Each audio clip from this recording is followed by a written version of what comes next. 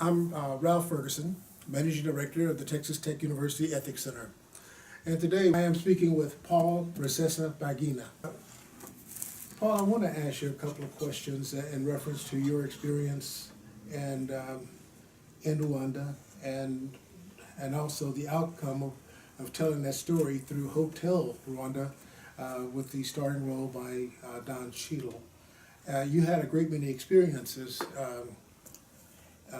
of course, during that period of time in history. And what I'd like to find out, what is the challenge today with xenophobia in Rwanda? Actually, this is what the international community does not know.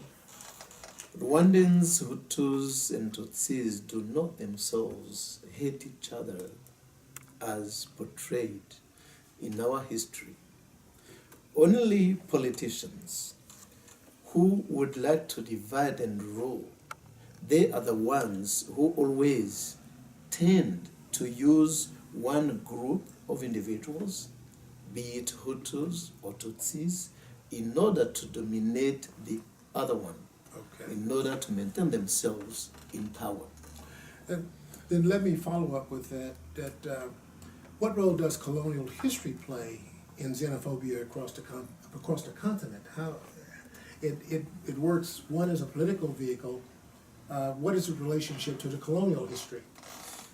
When it comes to Rwanda, the colonizers played one of the most important roles in dividing Rwandans. They found themselves in an already divided society, where Hutus that time were more or less like slaves to Tutsis. So they exploited that advantage and they used Tutsis to dominate over Hutus. They took Tutsis to be more intelligent, more elegant, more closer to the West, whereas Hutus, and this was even what the Catholic Church thought at that time. If you follow what Bishop Class of Belgium wrote in 1926 to the King of Belgium, telling him that, listen, those Hutus have not been created to be leaders. They have been created to be led. They are not intelligent. They are just stupid people who need orders. Do not make a mistake of giving them responsibilities because they won't do anything with it. So Hutus that time, the majority, had started claiming to get involved in the national politics. But then the Catholic Church, the Catholics who were so powerful, they kind of advised the king not to get Hutus involved in their own politics. And by 1933, that is when we got our first, Rwandans got their first IEDs. They went as far as saying that Tutsis are thinner, with a thin face, close to Europeans, as I said previously, and they are more elegant, they are taller, and this became a kind of criteria of making a difference between races, which was not true. Right. Thank you. Let's go a step further and come to today and look at what's happening in Europe. What are your views of the migration to Europe, especially to your adopted home of Belgium, due to the instability? What do you see the outcome being with this mass migration of individuals that have been disenfranchised? Oh, what is so disappointing is the fact that you see people whom we have seen crossing borders from Syria, from Iraq, from any other country, through Turkey, through Greece, coming to far west, Western Europe. So these people are the ones who mostly are involved in raping women. This was the case in Germany at the New Year's Eve this year. This happened in the train station. So you can, some of them are involved in even in terrorist acts, activities. So this is going to kind of block the migration coming from any country to Western Europe and definitely to America. You see, there is a tension. Today, you see that everybody is threatened by lack of security, by ISIS, all of those organizations. So leaders have got to understand, to hear the people they lead. And that leads me to my next thought. What are the lessons for world governments to pick up on with the migration and the history that you come from, having witnessed the genocide? What are the 2 or 3 points that the world governments have got to pick up on to prevent or reduce the risk of this kind of thing occurring? One of the most important lessons I've learned throughout my whole life is that whenever we see a neighbor's house burning, we should think about the neighbor, because if we don't, we are the next victims. Okay. And the world has never learned that lesson. We saw what has been going on in Rwanda since 1990. Before the genocide, many people were being massacred. In each and every one closed eyes and ears, because the world did not want really to get involved in what was going on.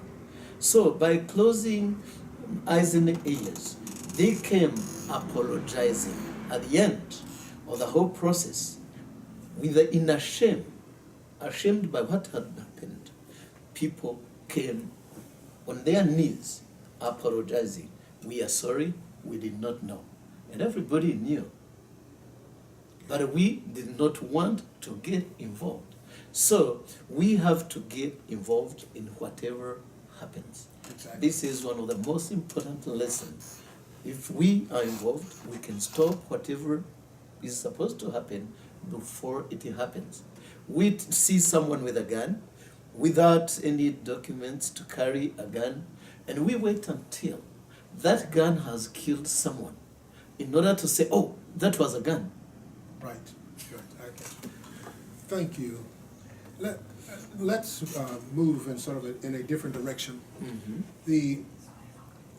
Right now in the U.S., the African Americans maintain sufficient wealth to be equal to being ranked as the 16th or 17th national economy, if they were a country. How would you see African Americans getting involved in the continent, across the continent, to assist in lifting and supporting nation building with the leaders that want that kind of participation? We need African Americans as we need Americans as a whole. African Americans being a kind of a power in itself. Correct. We need their wisdom. Africa is very rich. That is not our problem on our continent. But the problem is not the wealth, but who has it? How is it exploited? We need African American wisdom. Those people who went through what they went through, who have a long and tough story behind them, kind of legacy. We need to learn from them, Africans. But we also need America as the whole continent, as a whole, as partners of the nations and not individuals. Correct. Would you foresee then that to get this talent pool involved in different countries, that some of the nations in Africa would be willing to have dual citizenship to draw the wealth of the African American community into the continent as a vehicle? Well, I know in many countries, many people have dual nationalities. Even myself, I believe I'm still Rwandan, if the government has not yet kicked me out, I believe that I'm still Rwandan. I'm also a Belgian. Okay. I'm supposed to have two passports, but unfortunately I came to Belgium as an orphan. But many who went back home are still Americans, are still Belgians, and they are proud of being of two nationalities. It helps. It helps you in doing business. Correct. It helps in opening the minds. Yeah.